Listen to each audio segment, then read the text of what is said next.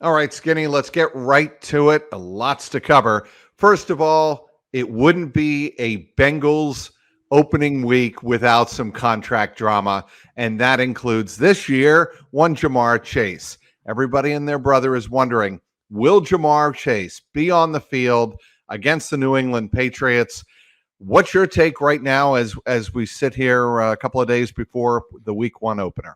All right, so I'm of the ilk that a deal doesn't get done, but it could. I don't think it's an impossibility, but I don't think a deal gets done. So then the ball goes into Jamar's court. And I wrote this over the weekend. I kind of laid out why Jamar wants the extension now, why the Bengals don't have to do a deal now, what should happen and what will likely happen.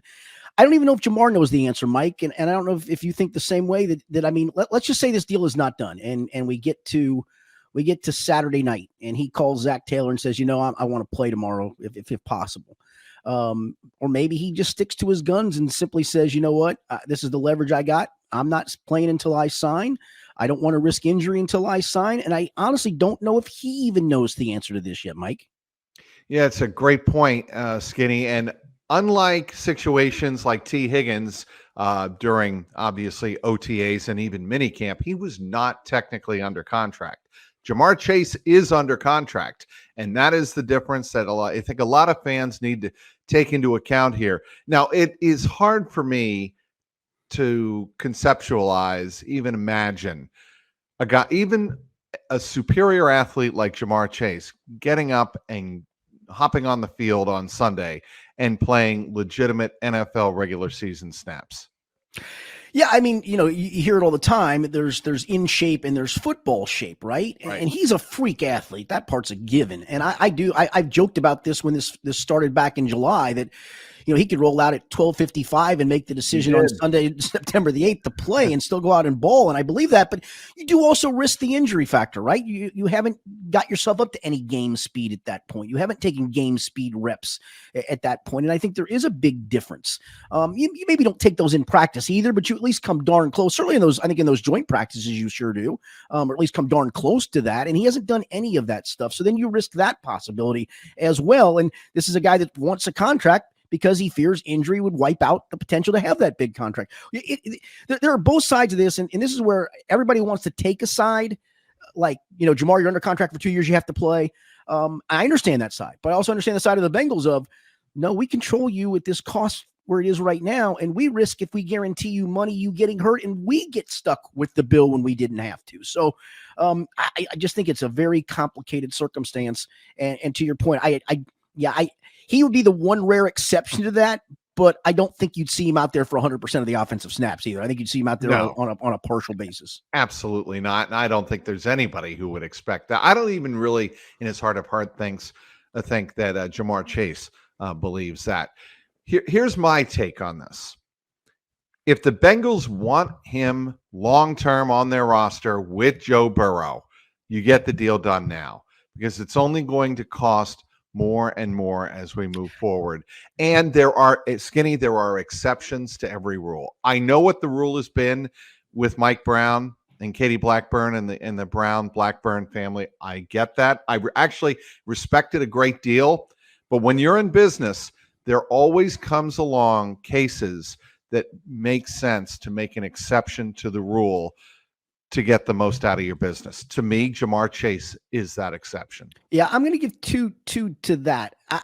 The Athletic did a really good piece, Mike, where they surveyed, I think it was 31 different agents about various things, and the wide receiver market was part of that. And one of the agents' takes, and they were all done anonymously, was that he thinks the wide receiver market has plateaued, that it's peaked out, that it's not going to raise the price of the Jamar Chases of the world if you don't do it now. And I think there's some truth to that. I think at some point teams are simply going to go, no, we're not paying for that position this amount. I do think the other part to the Bengals is, I think they draw a line in the sand of this is what we think you're worth. We're not paying above that, no matter what you think you're worth. And hence that's where we're at with this. It's, Jesse Bates thought he was worth a price. The Bengals didn't. Jesse Bates then went elsewhere. And I'm going to jump in there, Skinny. Yeah. Because there are people who would say, well, they didn't think Jesse Bates was worth the price, and it hurt them last year. It significantly hurt their chances for even going to the playoffs. Would they have been able to sign Orlando Brown, though, if they had done so? That's the other part. You got to look at all entire roster construction, too, right? This is the contracts that are coming for some of these guys. And let's just say Jamar Chase gets done and Joe Burrow gets, you're going to be on the hook for about $240 million of guaranteed money. And let's just take the nuclear option of these two guys suffer catastrophic injuries. How do you roster build from there? Well, you don't, but that is part of the risk you take when you're running an NFL franchise. I mean, that certainly is a legitimate chance that could happen. Yeah, but you don't have to take that risk for another year, another offseason. You don't have to take that risk right now if you're the Bengals. You do. And to me, this is the heart of the matter. Do you want that player playing for you this year? Because Mike Hilton made reference to this, and I was in the group of reporters last week, and he brought up the name, and he was a teammate of this player, Le'Veon Bell. And Bell was prepared and did sit out a season. Is Jamar Chase willing to sit out a year? That's a great question. Only he knows the answer to that. I think he would be, that if he's saying, listen, I'm only risking $1 million in base salary. I've already got my roster bonus. Now they could probably find a way to go ask for that back. But let's just assume they don't do that route, that they just, he just doesn't get a game check when the game checks come. I think he'd be more than willing to forfeit $1 million in base salary when the long-term gain in his mind is $100 million guaranteed from somebody at some point. Yeah. These are discussions that fascinate me on one level, but if you're a fan, I get it. It's infuriating. Yes, because indeed. Do you not want to, as a franchise, you have this window with Joe Burrow. Do you not want to make the best run at winning your first Super Bowl? If you're the Patriots, Chiefs, 49ers, Cowboys, whoever, and you're in this position, you have a cachet of Vince Lombardi trophies in the case. You have that already. And you can, I think psychologically with your fan base, you come from a different point. With the Bengals, you don't. You were almost there 3 years ago with Burrow in Super Bowl 56, but you didn't get over the hump. You didn't reach the top of the mountain. Now you have another chance with the best roster that you have had in terms of versatility. You do have T. Higgins. He's been terrific in camp. Get Jamar Chase done. And I think your offense and your potential rises to that next level. I'm going to give you a precedent that you may not want to set if you're the Bengals, and I'm sure we'll move on to some other topics. Yeah, we will. Amarius, let's assume Amarius Mims pans out in the best way possible as a player. Right. And he's into year 3, and the Bengals choose to put the 5th-year option on him, pick up his 5th-year option, which they've done with Jamar Chase. And Amarius Mims going into year 4 says, no, wait a minute, man. I'm the best right tackle in football. I want to be paid like that. You already did that with Jamar Chase. Do they do that then? I mean, how many more players do you capitulate to? Does Trey Hendrickson maybe see this and go about week 5 and say, I got a little owie here. If you guys want to give me some more money, Here's my answer to that. Jamar Chase is his own separate case. And Jamar Chase is someone who can take your team along with Joe Burrow to that next level, to the ultimate level. Can Justin Jefferson do that? I think with the right quarter, if you put Justin Jefferson on the same team as Joe Burrow, absolutely. Well, that's no doubt about that. The thing with rookie contracts, though, Mike, that's so important. It's the thing with rookie quarterback contracts, right? Is it allows you to roster build around that. Well, you're able to roster build around a rookie contract for Jamar Chase at a controllable cost. And I'm sorry, if the player doesn't like it, go to your union and tell the NFLPA, let's get this crap done differently. Let's do 2-year contracts and do this different. Let me get to my second contract faster. Maybe that's the answer, but it is collectively bargained that here's the 4-year rookie contract. If you're a first-round pick, they can pick up the 5th-year option. If they want to go another step, they can tag you 2 more years. I'm not a player honk, okay? And I know that. And I understand. And I appreciate both sides on this. I do. Yeah, and I don't normally take the player side because if you're under contract, you're under contract.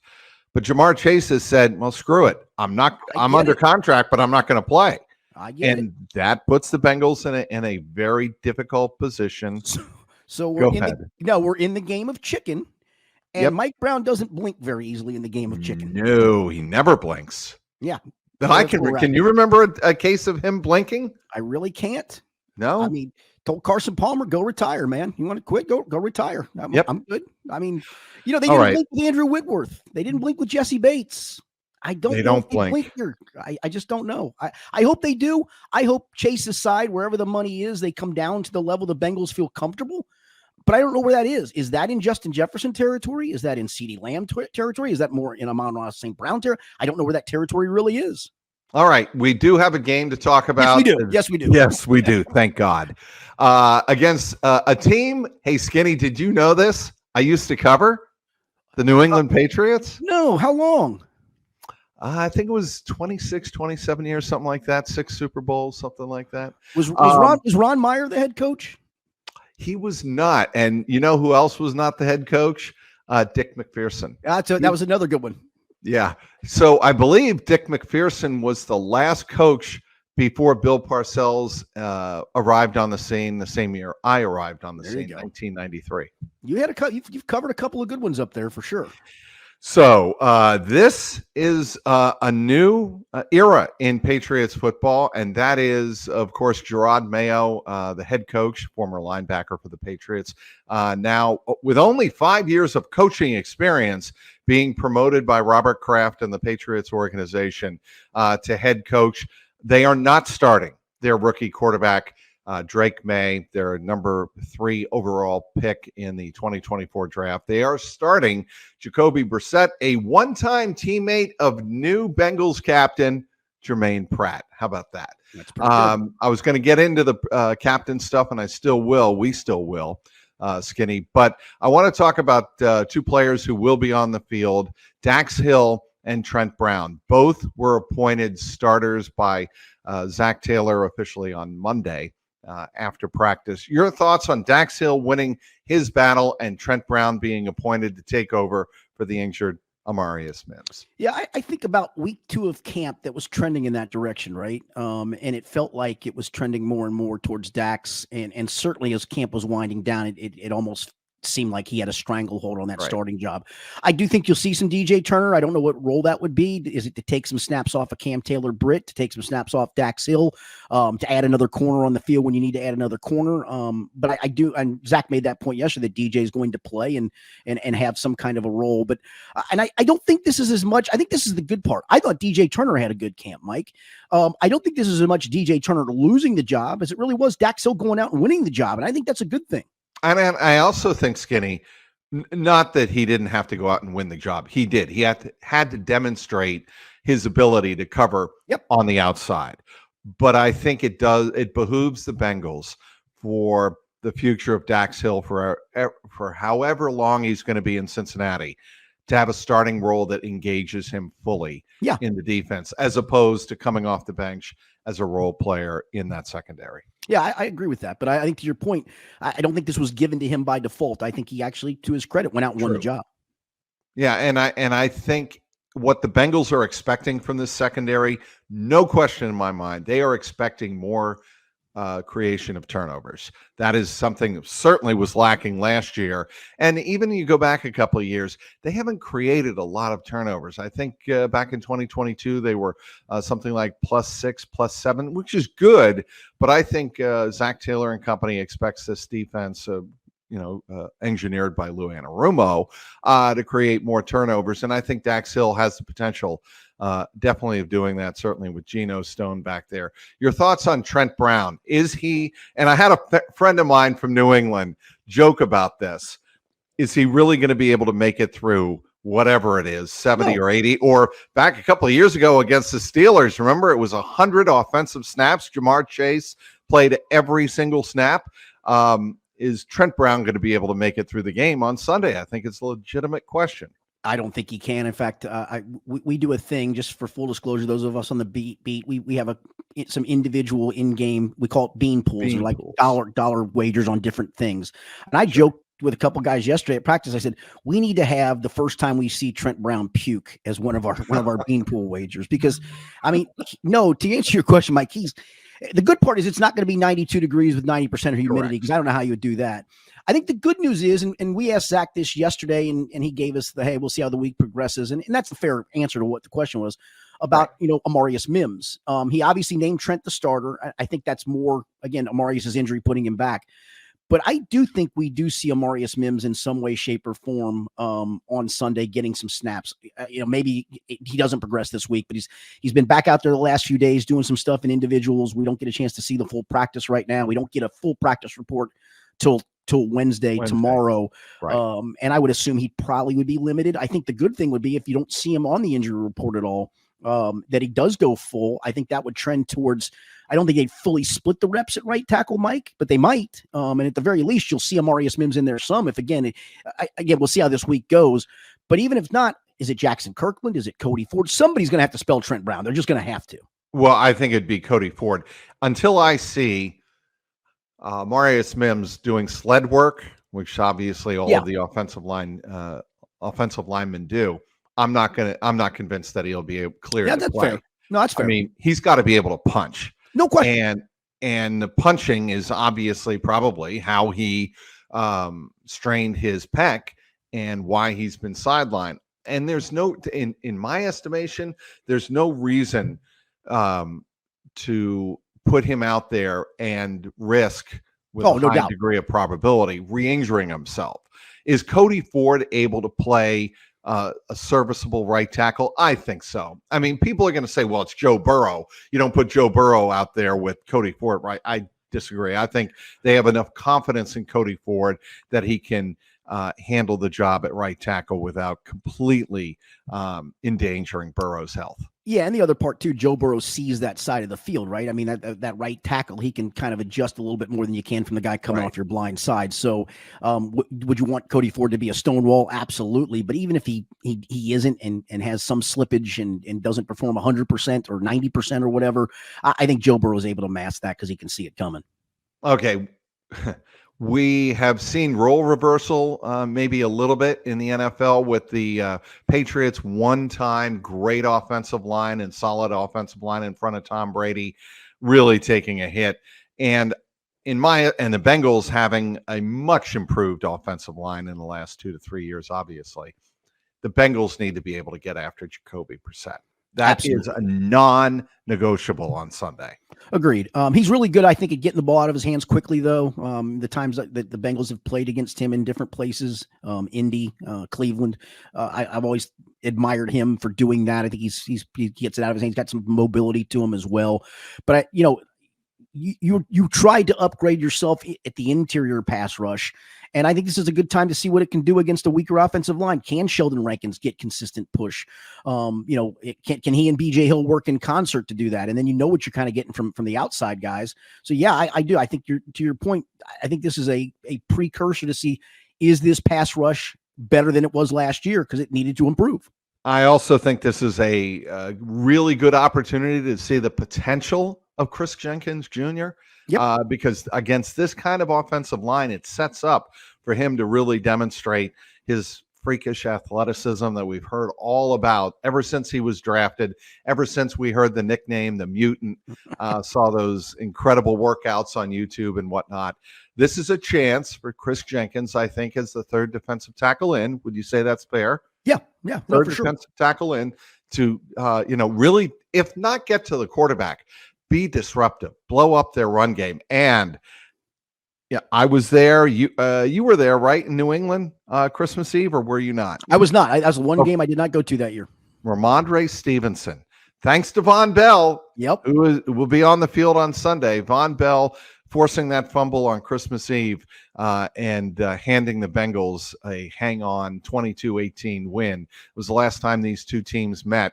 The Bengals have to be able to stop and control Ramondre Stevenson on Sunday. Yeah, I mean, you can imagine that's what New England wants to do as much as possible, is run the football, shorten the game a little bit as well. But yeah, to your point, Ramondre Stevenson, when he's healthy, has been a solid back. And and listen, you talk about the pass rush. One of the other negatives last year was the run defense, and this is a good test to see where the run defense is right off the bat.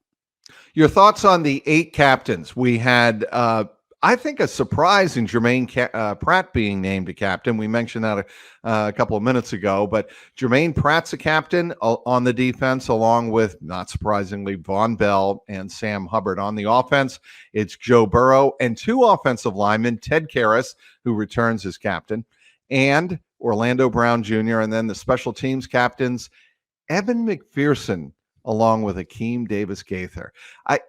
It's an interesting, eclectic mix, Skinny. Yeah, some of those guys are holdovers, but there are 4 new captains. Pratt's a new captain, to your point. He's been in the league now 6 years, and I guess that took me a little bit by surprise. But in the locker room, he's pretty well respected. He's very vocal on the field, sometimes maybe too vocal, but very vocal on the field. Teammates really respect his football intelligence, and I think all those things wrapped into the package to have him voted as a captain. The 2 special teams guys are both new captains. Akeem Davis-Gaither, he talked about how proud he was because his dad's a coach, what that meant to him to be a captain. His dad's a college coach at Virginia, an assistant coach. Evan's the one that interested me, and I asked Evan this yesterday. I said, for a guy so quiet and reserved, how did you become a captain? And I asked Zach the same question of how surprised are you that a guy that quiet and reserved? But I think it talked about, Evan said to us, a couple of us had talked to him yesterday about this, of how he likes to be the guy to kind of set a positive attitude and be a guy that people come to when they have something, that he's not as vocal, rah, yelling, calling out a teammate, more of a guy that people can come and lean on, and a guy who kicks him or has to play in really pressurized situations and to do his job. You think that's leadership as well, as just going out and doing his job and doing it well. So yeah, he surprised me a little bit, but 8 captains was the most they've ever had. And I think that Zach Taylor felt they were all deserving of it.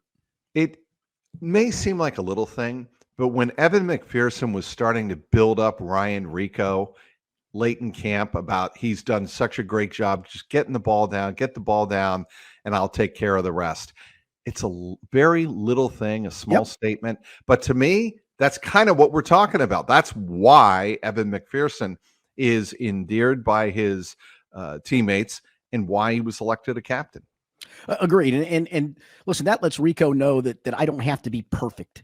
And listen, Darren Simmons will get on him for trying to be perfect, and he'll work towards that. Right. But I think it allows him, though, to not have to freak out about, was the ball leaning a little bit this way too much, a little bit that way too much, to Evan just get it down. Now, listen, as time goes on, they want to refine it. They want it to be more perfect. But I think he gives a kid like that less pressure, because he's worried about punting too. I mean, he's been inconsistent punting. When he's hit him a mile, but he's been inconsistent. So now he can focus on, all right, my holding duties is I just got to get it down, because Evans told me that's all I got to do is get it down, and then worry more about punting.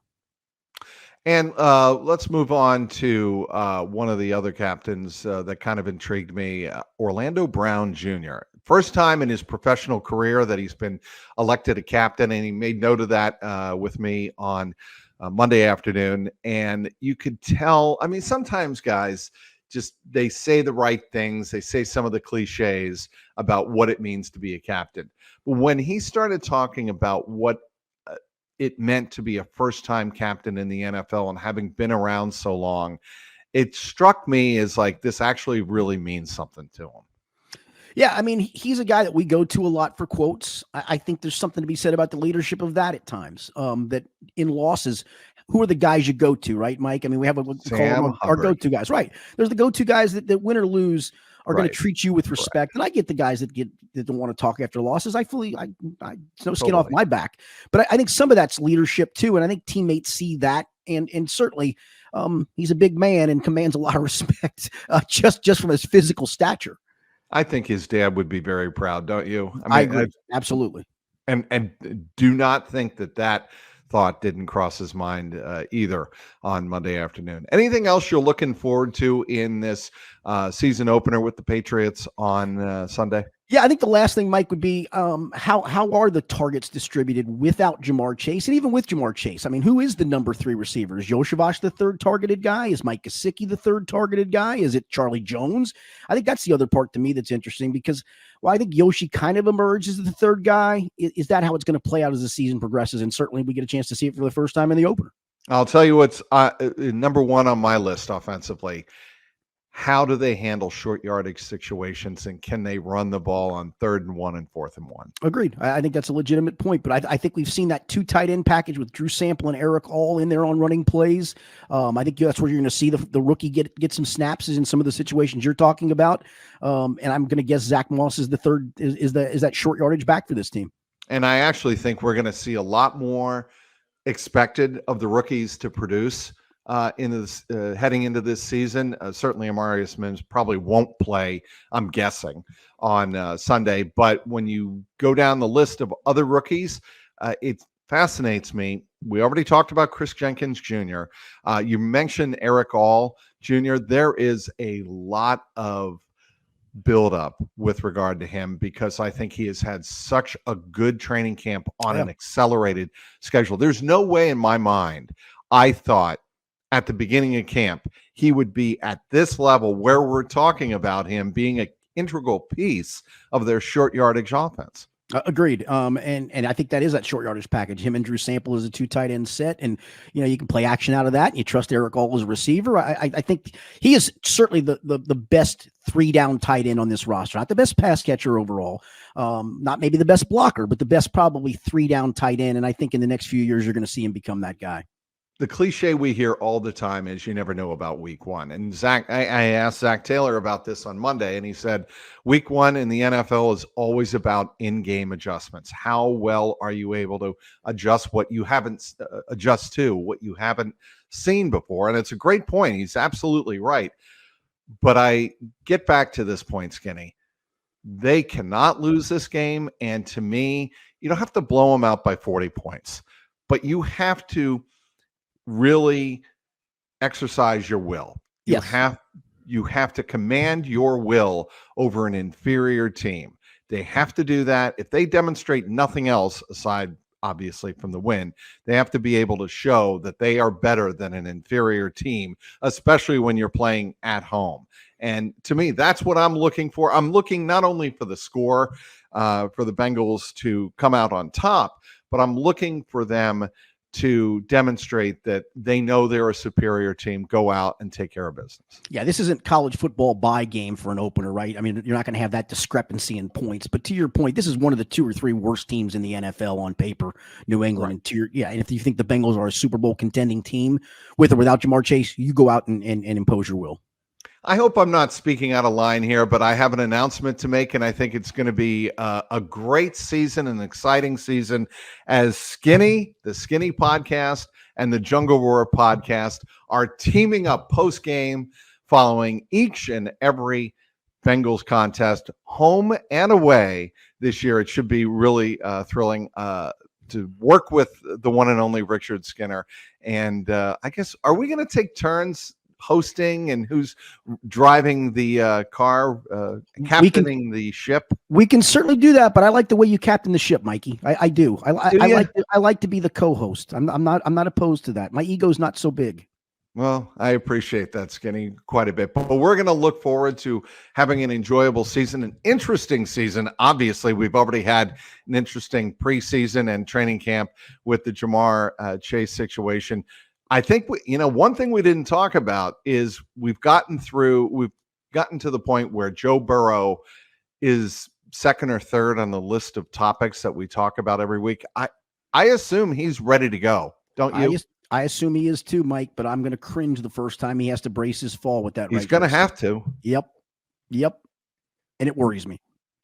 Yeah, well, he's a football player. He's probably realizing that he's got to go through that himself. He knows that at one point he's going to get hit. He said that to us a couple of times during training camp. So it'll be interesting to see how that turns out. Well, we've got an interesting and very exciting 2024 Bengals season ahead of us.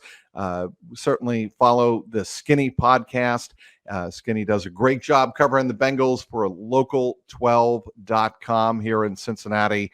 Follow the Jungle Roar podcast. You can follow that podcast on all your typical podcast platforms, and follow me on the YouTube channel. That's youtube.com/@Jungle Roar Pod. Skinny, it's going to be a great season. Absolutely, Mike. Enjoy it and look forward to talking to you on Sunday.